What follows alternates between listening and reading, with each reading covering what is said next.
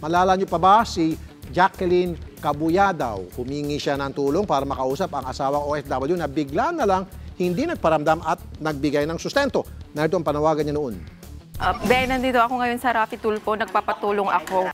Dahil sa pagpapabaya mo sa aming mag-ina, mas pinili mo pa yung mga kapatid mo kaysa sa amin ng bata. Di ba noon naman, wala naman silang pakialam sa atin. Ngayon kumikita ka, ngayon sila nangingialam sa buhay natin. Nagtatawa na ang pamilya mo, sabi para akong tangag, nagmamakaawa sa'yo. Alam mo yan, sa hirap at ginawa, hindi kita iniwan. Nag-away raw silang mag-asawa dahil sa pagkikialam ng pamilya ni Mister.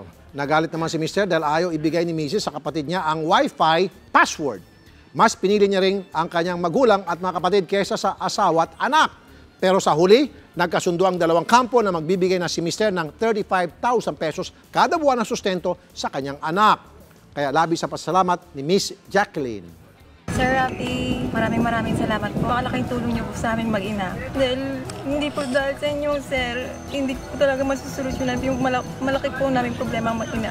Nakuha po namin ang tamang sustento para sa anak ko. Maraming salamat po.